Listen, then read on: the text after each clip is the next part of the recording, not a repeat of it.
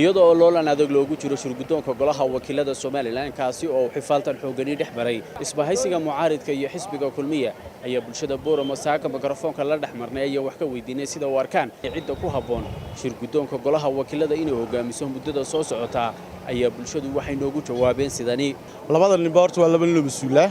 si markaa ay u noqoto doorashadii aan galle qurux badneed ay u qurux badnaato waxaan anigu door bid lahaa oo jeclaan lahaa si ay nooga gadanto caalamkana in uu noqdo isbaahaysigu shirgudoonka qaato si uu balansirkii dawladnimada sax u noqdo qurux badnaadan markaa sabab waxaan ku sababeynayaa maadaama ay libintii iyo guushii heleen mucaaradku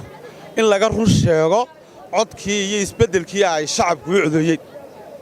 oo xukuumaddiina booskeeda joogto kuwana ay qaataan speakerkii baarlamaanka waxay noqonaysaa awooddii oo isku dheelitiran waxaan isleeyahay ka ra'yi ahaantayda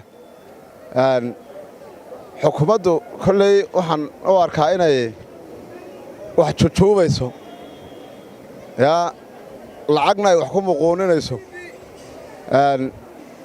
anigu ka ra'yi ahaan waxaan taageerayaa anaan isleeyahay ninka ay xisbiyadu wataan inuu ku habboon yahay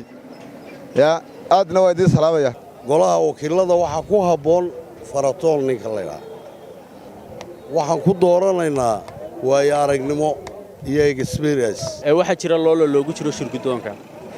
isbahaysigu wuxuu wataa shirgudoon xukuumadduna shirgudoon keed isleedahay golaha uu ku habboon yahay cabdiraxmaan cabdi qaliif ku habboon yahay cabdirasaaq qaliif waa nin cadaalada waa nin dhalinyara odaygan faratoon ee ka gabowday cibaadayso ayaan mar hore ku nidhi mana yeelayo waa nin adag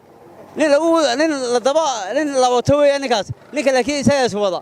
annaguna haddaa iminka coddan laga qaado dhammaan gobolladoo dhan waa cabdiraxmaan qaliif waxaa la raacsan yahay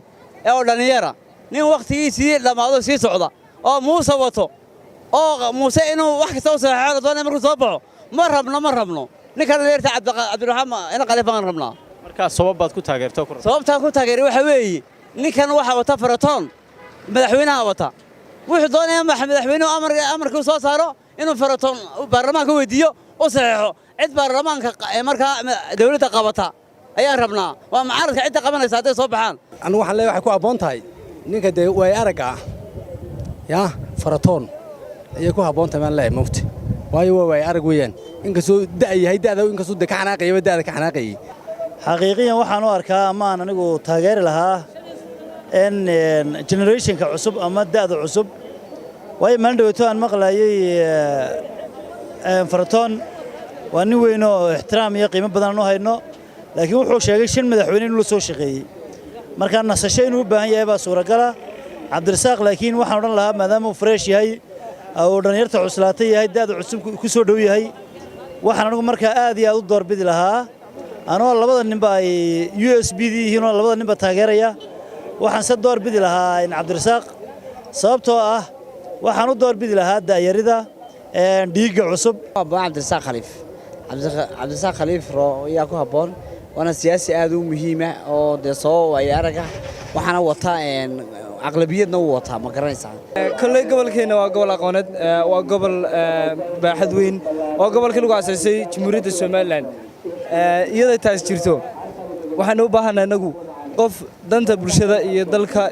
wax u qaban kara gaar ahaan bulshada raadooda wax u qaban kara aniga asla markaa faratoon anigu shirgudoonku ninka ay wataan cabdirasaaq khaliif la yiraahdo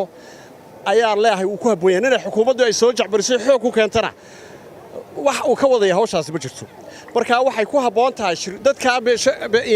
nimanka parliamentarianka ee halkaas ku yimid ninka ay doortaan